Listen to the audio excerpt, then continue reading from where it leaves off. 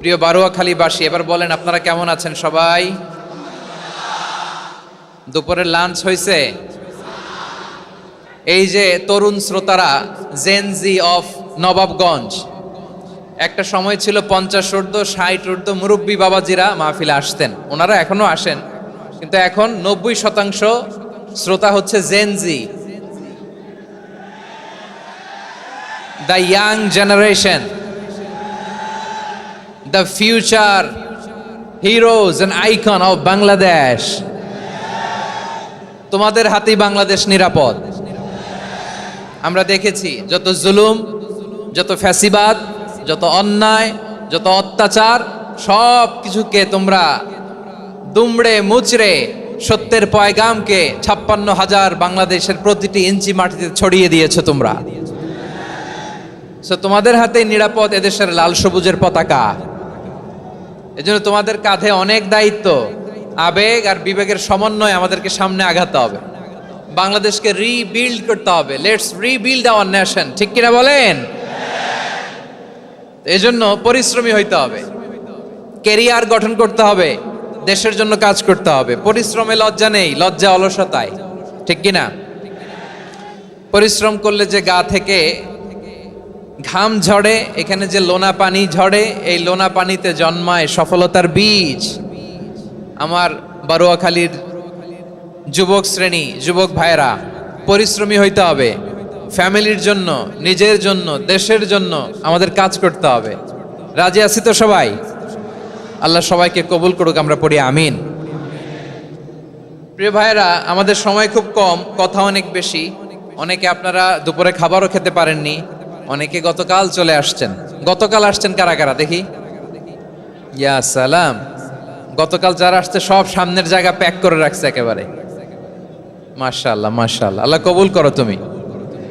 প্রিয় ভাইরা, আজকের প্রোগ্রামটি খুবই সুশৃঙ্খল, ওয়েল অর্গানাইজড, ওয়েল ডিসিপ্লিন। বসুন বসুন, থামুন, কিছুই বলা লাগতেছে না আমার। আলহামদুলিল্লাহ, আলহামদুলিল্লাহ। আপনারা যে যেখানে আছেন বসতে পেরেছেন বসুন, দাঁড়িয়ে আছেন দাঁড়িয়ে শুনুন। আমার সাউন্ড ঠিকঠাক মতো শুনতে পাচ্ছেন তো? হ্যাঁ, পাচ্ছেন? মাশাআল্লাহ, মাশাআল্লাহ। সাউন্ডটা খুব একটা ক্লিন মনে হচ্ছে না, ক্লিন না, কেমন যেন দুইবার আওয়াজ শুনতেছি আমি। সাউন্ডটাকে একটু স্ট্রং এবং ক্লিন করে দেওয়ার চেষ্টা করবেন মাইক অপারেটর ভাই যিনি আছেন, তাহলে আমরা কিছু কথা কোরআন থেকে পেশ করবার চেষ্টা করবো ইনশাআল্লাহ। প্রিয় ভাইয়েরা, এখন আপনারা যেমনি চুপচাপ, শেষ পর্যন্ত চুপচাপ থাকবেন তো? হ্যাঁ, আমি ওঠার আগে কে কে উঠবেন? হাত তোলেন দেখি।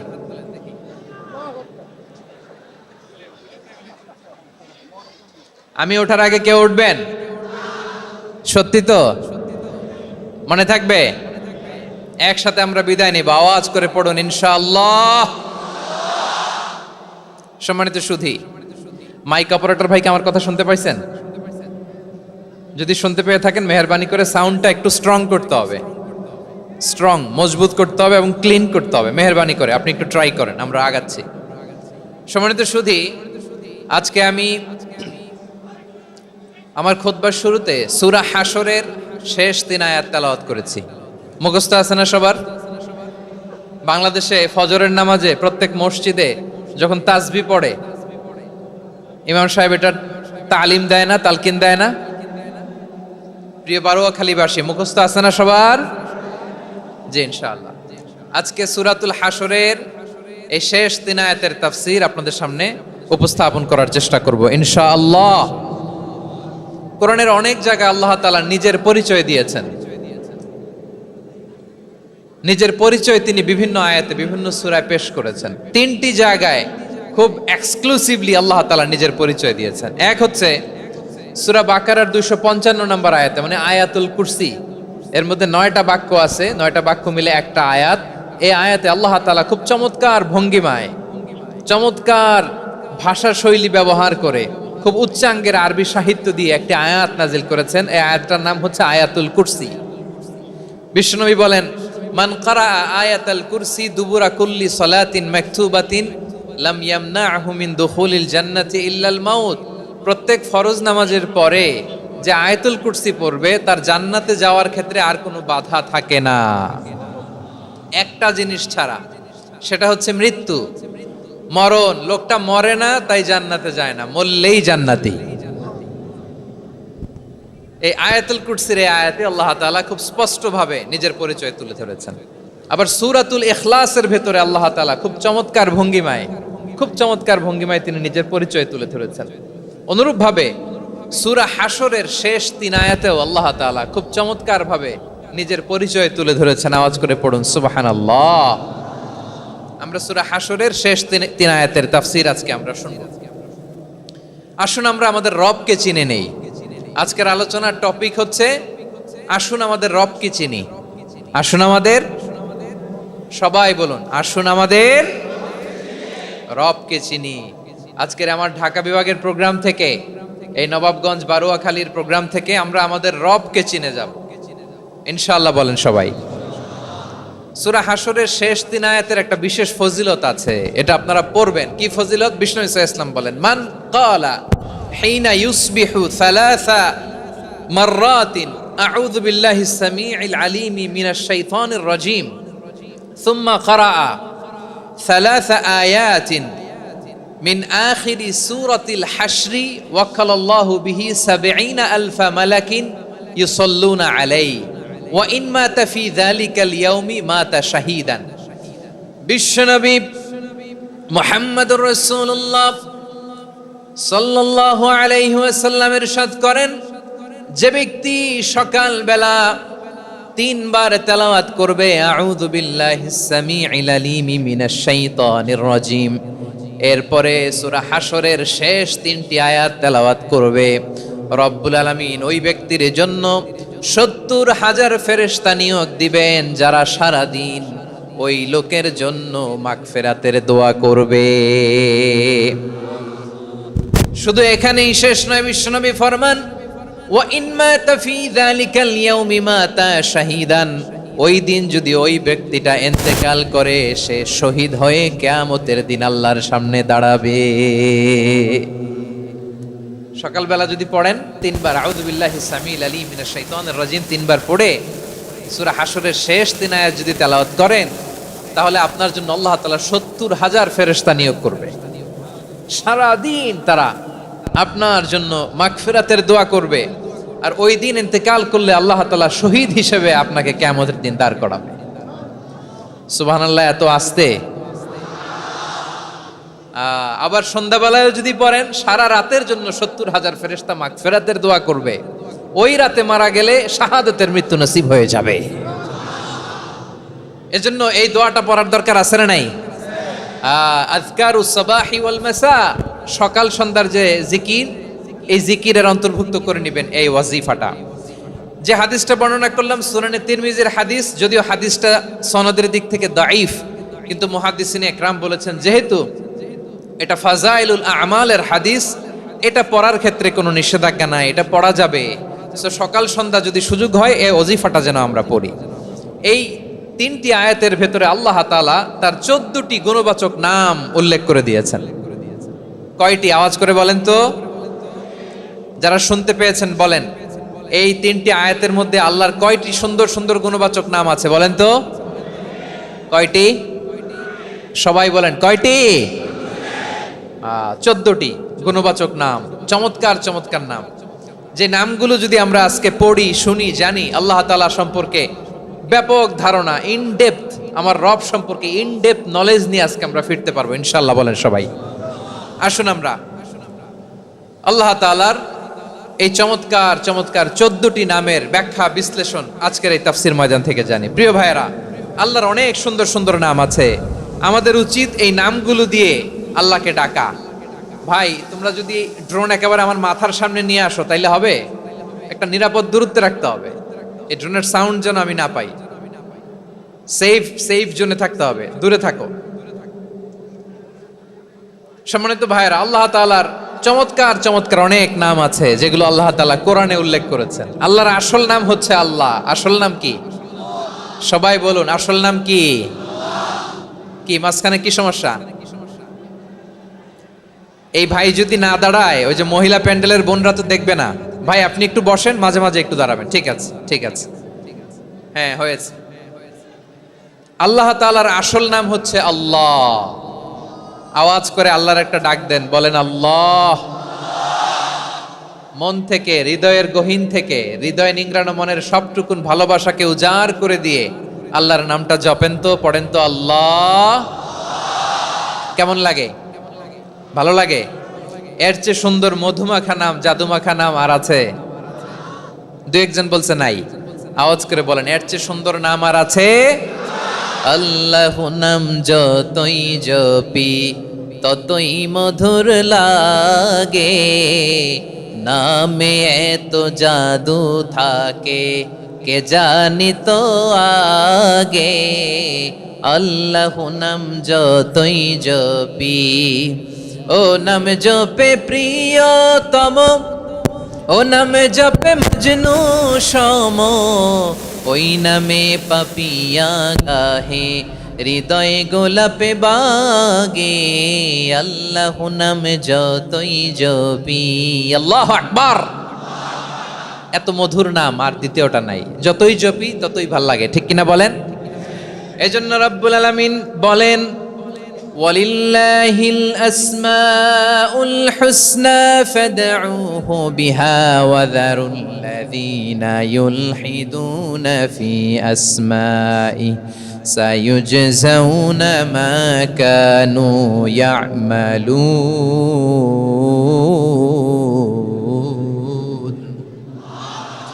আল্লাহ বললেন, আমার অনেক সুন্দর সুন্দর নাম আছে, অনেকগুলো গুণবাচক সুন্দরতম নাম আছে। তোমরা এই নামগুলো ধরে আমি আল্লাহরে ডাকো, আর যারা আমি আল্লাহর নামের বিকৃতি ঘটায় তাদেরকে তোমরা বর্জন করো। আর তারা দুনিয়াতে যা করেছে আখিরাতের ফল তারা ঠিকই পাবে। সুবহানাল্লাহ বলেন। আল্লাহর অনেক সুন্দর সুন্দর নাম আছে, এগুলো ধরে ডাকতে বলা হয়েছে। আর যারা আল্লাহর নামের বিকৃতি করে তাদেরকে বর্জন করতে বলা হয়েছে। আপনি আল্লাহর নামের জিকির যখন করবেন, আপনি আমার আল্লাহর নামের বিকৃতি করতে পারবেন? বারোয়াখালীর ভাইরা বুঝে থাকলে আওয়াজ দেন। আল্লাহর নামের বিকৃতি করা যাবে? আপনি যখন জিকির করবেন স্পষ্ট শব্দে আল্লাহর নামটা বোঝা যেতে হবে। সুবহানাল্লাহ, ওয়ালহামদুলিল্লাহ, লা ইলাহা ইল্লাল্লাহ, আল্লাহু আকবার। একসাথে মিলিয়ে করেন অথবা আলাদা আলাদা করেন, অথবা শুধু আল্লাহ আল্লাহ এই নামের জিকিরও যদি করেন স্পষ্ট বোঝা যাইতে হবে। আল্লাহর নামের বিকৃতি করা যাবে, কিন্তু আল্লাহর নামের বিকৃতি করে জিকির এদেশে আছে না নাই? আছে। দেখবেন জিকিরের মধ্যে হুই হুই হুই হুই হুই এরকম করতেছে, আছে না নাই? সবাই মিলে লাফাচ্ছে, দফাচ্ছে, মাথা ঝুলাচ্ছে, আর কি কি যেন বলে, ওইটার মধ্যে আমি আল্লাহর নাম খুঁজে পাই না, এরকম আছে না নাই? হ্যাঁ, হই হই করে কিম্ভূত কিমাকার অদ্ভুত আওয়াজ করে তারা জিকির করে, সেখানে আল্লাহর নাম নাই, এই জিকির আল্লাহর কাছে গ্রহণযোগ্য হবে? আল্লাহ বলেন ওয়াযারুল্লাযীনা ইউলহিদুনা ফি আসমাইহি, খবরদার আমার নামের যারা বিকৃতি ঘটায় তাদেরকে তোমরা বর্জন করো। এজন্য জিকির যখন করব সুস্পষ্টভাবে আল্লাহ তাআলার নাম সেখানে থাকতে হবে, ঠিক কিনা বলেন? আবার আল্লাহ বলেন যেমন মনে চায় তেমন জিকির তোমরা করো না। ফাযকুরুল্লাহা কামা আল্লামাকুম মা লাম তাকুনু তা'লামুন, তোমরা জানতে না, আল্লাহ তোমাদের জানিয়েছেন কেমন করে আল্লাহর নামের জিকির করতে হয়, যেমন আল্লাহ শিখিয়েছেন তেমন করে আল্লাহরে ডাকো, ঠিক কিনা বলেন? আল্লাহ তাআলা যেমন শিখিয়েছেন তেমন ভাবে আল্লাহ তাআলাকে ডাকতে হবে, ঠিক ওই পদ্ধতিতে আল্লাহ তাআলার নাম জপতে হবে। কোন পদ্ধতিতে সেটাও আল্লাহ বলে দিচ্ছেন। আল্লাহ তাআলা বললেন ওয়াযকুর রাব্বাকা ফি নাফসিকা তাদাররুআন ওয়া খীফাতান ওয়া দুনাল জাহরি মিনাল কওলি বিল গুদুওয়ি ওয়াল আসাল ওয়া লা তাকুম মিনাল গাফিলিন, খবরদার আল্লাহর নামের জিকির করো, আল্লাহকে ডাকো। ফি নাফসিকা মনে মনে, তাদাররুআন সবিনয়ে, খীফাতান ভীত বিহবল চিত্তে, দুনাল জাহারি মিনাল কওল অনুচ্চ স্বরে অনুচ্চ আওয়াজে, এভাবে আল্লাহর ডাকলে সেই ডাকা কবুল করে নিবে কে? তাহলে আল্লাহকে জপতে হবে মনে মনে, সবিনয়ে, ভীত বিহবল চিত্তে, অনুচ্চ স্বরে, এভাবে জিকির করতে হবে। বিশ্ব ইসলাম এবং বিশ্বনবীর সাহাবারা ঠিক এই পদ্ধতিতে আল্লাহ তাআলাকে ডাকতেন। তাহলে এই যে আল্লাহ তাআলার সুন্দর সুন্দর নামগুলো আছে, এগুলো ধরে আমরা আল্লাহ তাআলার জিকির করব, তার প্রশংসা করব, তার পবিত্রতা বর্ণনা করব, তাহলে খুশি হবেন কে? বিষ্ণু ঈসা ইসলাম বলেন আশ-শাইতানু জাসিম আলা কলবি ইবনে আদম, শয়তান বনি আদমের কলবের মধ্যে এরকম খামচি মেরে বসে থাকে। খামচি বোঝেন তো? শয়তান বনি আদমের হৃদয়ে কলবে খামচি মেরে বসে থাকে। ফাইদা যাকারাল্লাহ খানাসা, যখন মানুষ আল্লাহর জিকির করে শয়তান দৌড়ে পালায়। ওয়াইদা গাফালা ওয়াসওয়াসা, আর মানুষ যখন অমনোযোগী হয়, গাফিল হয়, শয়তান আবার টেম্পটেশন দেয়, আবার ধোঁকা দেয়, আবার ওয়াসওয়াসা দেয়।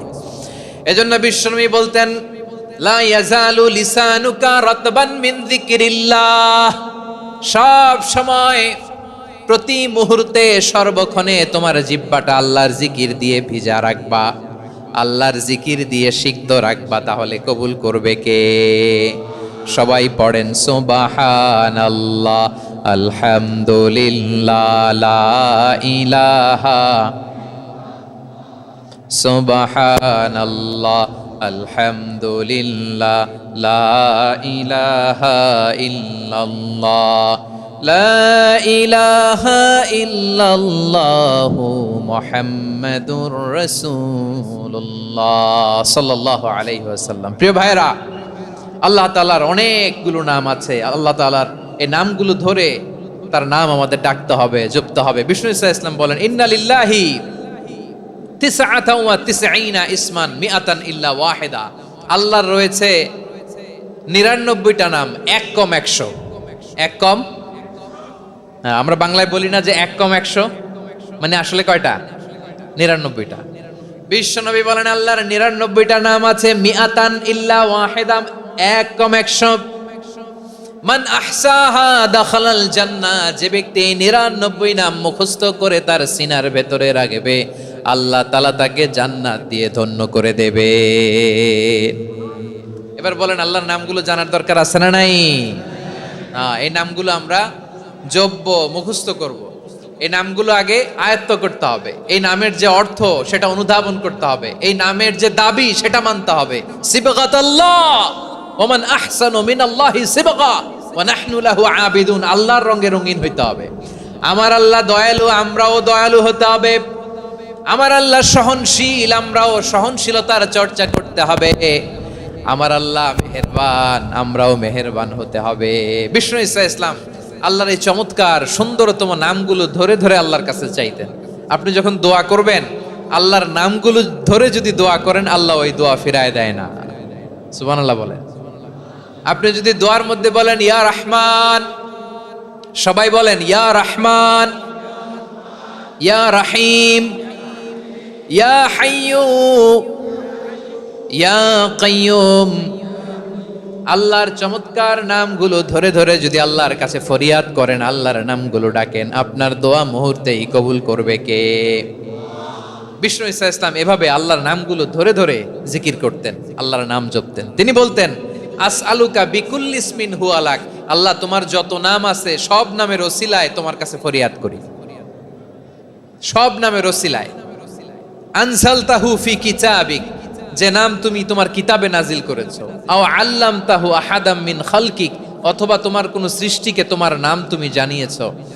আও ইস্তাসারতা বিহি ফি ইলমিল গায়বি ইনদাক, অথবা গায়েবের জ্ঞানে তুমি তোমার নিজের জন্য ওই নামগুলো সংরক্ষিত রেখে দিয়েছো। সব নামের ওসিলায় তোমার কাছে চাই। সুবহানাল্লাহ পড়েন। তার মানে আল্লাহ তোমার যে নামগুলো আমরা জানি এগুলার ওসিলায়ও চাই, যে নামগুলো আমরা জানি না সেগুলোর ওসিলায়ও চাই। আল্লাহর সব নাম আল্লাহ আমাদেরকে জানায় নাই, কিছু নাম জানিয়েছেন, কিছু নাম তিনি জানান নাই। সুবহানাল্লাহ বলেন। আল্লাহ তাআলা তার কিছু নাম কোরআনে উল্লেখ করেছেন, কিছু নাম স্পেশাল কিছু নবীদেরকে জানিয়েছেন, আর কাউকে জানান নাই। কিছু নাম তিনি কিয়ামতের দিন আমাদের সামনে প্রকাশ করবেন যে এইটাও আমার একটা নাম, এটা তোমরা কেউ জানতা না। সুবহানাল্লাহ। সারপ্রাইজ হিসেবে আল্লাহ তাআলা রেখে দিয়েছেন, কেউ জানে না। কিয়ামতের দিন আল্লাহ তাআলা সেই নামগুলো জানাবেন। আর কিছু নাম আছে সেই নামগুলো আল্লাহ কোরআনেও বলে নাই, কোন নবীরেও জানায় নাই, কিয়ামতের দিনও সারপ্রাইজ হিসেবেও জানাবে না। ওই নামগুলো স্বয়ং খোদ আল্লাহ ছাড়া কেউ জানে না। এজন্য বিশ্বনবী দোয়ার সময় বলতেন, আল্লাহ তোমার যে নামগুলো জানি, যে নামগুলো জানি না, সব নামের বরকতে তোমার দরবারে চাই, সব নামের ওসিলায় তোমার কাছে ফরিয়াদ করি। সুবহানাল্লাহ বলেন। তাহলে সূরা হাশরের মধ্যে আমরা আল্লাহর মোট কয়টা নাম পাবো দেখি, মনে আছে কিনা? হ্যাঁ, কয়টা? আওয়াজ করে বলেন, কয়টা? মাশাআল্লাহ। এই 14টা শোনার আগ্রহ আছে? এই দু একজন যে ওঠা বসা করতেছেন, এই ডাস্টে তো ডাস্ট অ্যালার্জি হয়ে যাবে, ধুলাবালিতে। আসার সময় তো অনেক ধুলা খাওয়াইছেন আমার এই জায়গায়। একটু শান্ত হয়ে বসেন, আমরা শান্ত হয়ে বসি, অল্প কিছু সময় কিছু কথা আলোকপাত করব, তারপর আমরা বিদায় নিব। উঠবো না, কেউ দাঁড়াবো না, উঠবো না। সেই গতকাল থেকে, গত রাত থেকে আমি দেখেছি তো আপনাদের কাণ্ড কারখানা, ভিডিওতে দেখেছি। কাঁথা বালিশ নিয়ে গত রাতে চলে আসছে। তো অনেক কষ্ট করে অনেক সময় অপেক্ষা করেছেন, আর অল্প কিছু কয়েক মিনিট আপনারা বসেন, আমরা একসাথে বিদায় নেব ইনশাআল্লাহ। তাহলে প্রিয় বারুয়াখালীবাসী, বলেন তো সূরা হাশরের শেষ 3 আয়াতে আল্লাহর কয়টা নামের দেখা মিলবে? সবাই একসাথে আওয়াজ করে, কয়টা? আসুন আমরা শুরু করে দিই। আল্লাহ তাআলা বলছেন, হুয়াল্লাহুল্লাযী লা ইলাহা ইল্লা হুয়া আলিমুল গায়বি ওয়াশ শাহাদাতি হুয়ার রহমানুর রহিম। আল্লাহ বলেন, হুয়াল্লাহ, তিনি হলেন আল্লাহ, আল্লাযী লা ইলাহা ইল্লা হু, তিনি ছাড়া কোনো ইলাহ নাই। আছে নাকি? বারুয়াখালীবাসী আওয়াজ করে বলেন তো দেখি, আমাদের ইলাহ কয়জন? আর জোরে বলেন। একজন হইলে ভালো না বেশি হইলে ভালো?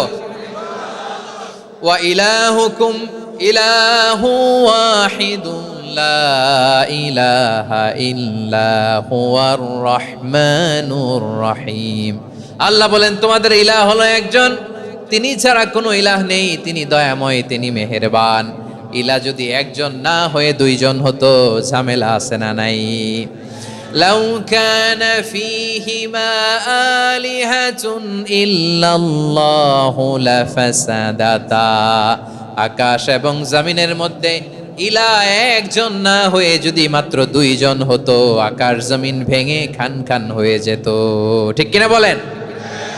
দুইজন ইলাহ হইলে খান খান হয়ে যেত। আমাদের রব একজন হইলে ভালো না বেশি হইলে ভালো? কথা বুঝতেছেন? আরে একজনেরই তো মন জোগায় চলতে পারি না, ঠিক কিনা? হ্যাঁ, একজন, তিনি যে আদেশগুলো দিয়েছেন আমাদের দুর্বলতার কারণে আমরা তো পারি না। যদি 10 জন হইতো, ওই 10 জনরে হ্যাপি করতে পারতাম, তাদেরকে স্যাটিসফাই করা যেত এত সহজে। 10 জনের 10 নিয়ম থাকতো। একজন বলতো আমার সেজদা দিবি সকালে, আরেকজন বলবে আমার জন্য নামাজ পড়বি 3 বার, আরেকজন বলবে আমার জন্য যাকাত দিবি এতবার, আরেকজন বলতো আমার জন্য কুরবানি দিবা এতবার। তাহলে আমাদের জন্য কঠিন হয়ে যেত, ঠিক কিনা?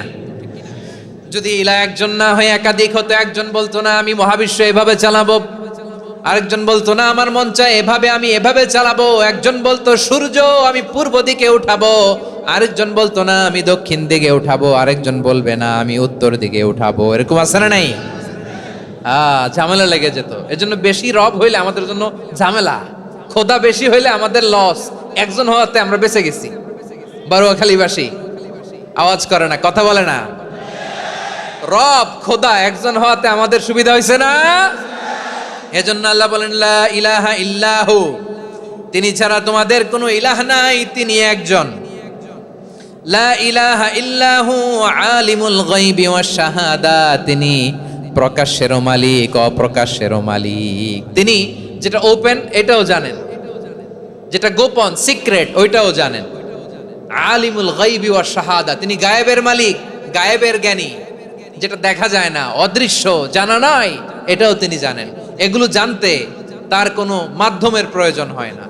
অতীতে কি হয়েছে, বর্তমানে কি চলছে, ভবিষ্যতে কি হবে, সব তার জ্ঞানের ভেতরে আছে না নাই? এজন্য আল্লাহ বললেন আলিমুল গায়বি ওয়াশ শাহাদা, তিনি গায়েবের জ্ঞান রাখেন, তিনি দৃশ্য জগতের জ্ঞান রাখেন, তিনি প্রকাশ্য জগতের জ্ঞান রাখেন, তিনি গোপন জগতের জ্ঞান রাখেন। তার কাছে কোনো কিছু গোপন নাই, ঠিক কিনা বলেন? হুয়ার রহমানুর রহিম, তিনি হলেন দয়াময়, তিনি হলেন মেহেরবান। এই যে শুরু হলো 14 নামের প্রথম দুইটা, আর রহমান আর রহিম। হুয়ার রহমানুর রহিম, তিনি হলেন the most gracious, the most merciful, তিনি দয়াময়, তিনি অতিশয় মেহেরবান। সুবহানাল্লাহ বলেন। তার দয়ার কোনো শেষ নাই, তার মায়ার কোনো শেষ নাই। আল্লাহ, তাহলে 14টা নামের মধ্যে কয়টা পাইলাম? একটা কি? আর রহমান। বারোয়াখালীবাসী বুঝে থাকলে আওয়াজ করে বলেন, প্রথমটা কি? 2 নাম্বার আর রহিম। আওয়াজ করে বলেন 2 নাম্বার। আওয়াজ করে সবাই গলা ছেড়ে দিয়ে উত্তর দেন তো, প্রথম নামটা কি? দ্বিতীয় নামটা? আর রহিম। রহমান আল্লাহর one of the major names, আল্লাহর মৌলিক নামগুলোর মধ্যে গুরুত্বপূর্ণ একটা নাম হচ্ছে রহমান। গুরুত্বপূর্ণ নাম কি? রহমান, দয়ার সাগর, মায়ার সাগর। রহমানুন ফিদ দুনিয়া ওয়া রহিমুন ফিল আখিরাহ। এই দুনিয়ার জন্য আল্লাহ রহমান, দুনিয়াতে আল্লাহ সবাইরে দয়া করে, কাফিররেও করে, মুসলিমরেও করে। আর আখিরাতের জন্য তিনি রহিম, সেখানে কাফির মুশরিকদের জন্য আল্লাহর পক্ষ থেকে কোনো দয়া থাকবে না। চিল্লায় বলেন ঠিক কি না? এজন্য আল্লাহ বললেন আমার মৌলিক একটা নাম হলো রহমান। আল্লাহর পরে অন্য কোন নাম দিয়ে যদি তোমরা আমার নাম প্রকাশ করতে চাও, জপতে চাও, ডাকতে চাও, তোমরা রহমান নামে ডাকো। রব্বুল আলামিন ইরশাদ করেন, কুলিদুল্লাহ আউইদুর রহমান আইয়াম্মা তাদউ ফালাহুল আসমাউল হুসনা। আমাকে আল্লাহ নামে ডাকো, কিংবা আমি আল্লাহকে রহমান নামে ডাকো, যে নামেই ডাকো না কেন আমার আছে অনেকগুলো সুন্দর সুন্দর নাম। যে নামেই ডাকো আমি শুনি, ডাকলেই আমি সাড়া দেই। সকালে ডাকলেও সাড়া দেই, দুপুরে ডাকলেও সাড়া দেই, মাঝরাতেও যদি আমরা বিপদে পড়ি ডাকলে আমাদের ডাকে সাড়া দেয় কে? সবাই বলুন তো, সাড়া দেয় কে? আবার বিশ্বনবী যখন মক্কায় দাওয়াত দিচ্ছিলেন, তিনি মাঝে মাঝে আল্লাহর নাম বলছিলেন, মাঝে মাঝে তিনি রহমান নাম বলছিলেন। যখন তিনি বললেন ওয়াইদা কিলা লাহুমুসজুদু লিররহমানি ক্বালু ওয়ামার রহমান। বিশ্বনবী মক্কায় যখন মক্কার কাফিরদেরকে, কুরাইশদেরকে বলল তোমরা রহমানকে সেজদা দাও, রহমানের ইবাদত করো, রহমানের জন্য সেজদায় লুটিয়ে পড়ো, মক্কাবাসী বলে রহমান আবার কে? রহমান রে তো চিনি না। রহমানকে আল্লাহ চিনি, রহমান চিনি না। মক্কাবাসী কি বলে? কারে চিনে? আল্লাহরে চিনে। কারে চিনে না? রহমান কে তো চিনি না। রহমান আবার কোত্থেকে আসলো? কে Rahman? Who is this Rahman? যখন তারা বলে রহমান রে চিনি না, আল্লাহর গায়রতে আঘাত লেগেছে। আল্লাহ বলে রহমান রে চিনো না, না? তাদেরকে চিনানোর জন্য আল্লাহ ৭৮ আয়াত বিশিষ্ট আর রহমান নামে কোরআনে একটা সূরা নাজিল করেছেন। যখন মক্কার কুরাইশরা বলে আল্লাহ চিনি, রহমান চিনি না, আল্লাহ বলে রহমান রে চিনো না, তাহলে চিনে নাও রহমান নামে তিনি ৭৮ আয়াত বিশিষ্ট কালামুল্লাহ মাজিদে একটা গোটা সূরাই নাজিল করে দিয়েছেন। তিনি নাজিল করলেন আর রহমানু আল্লামাল কুরআনা খালাকাল ইনসানা আল্লামাহুল বায়ান। দয়াময় রহমান শেখালেন কোরআন, বানালেন ইনসান শেখালেন বায়ান। দয়াময় রহমান শেখালেন কোরআন, বানালেন ইনসান শেখালেন বায়ান।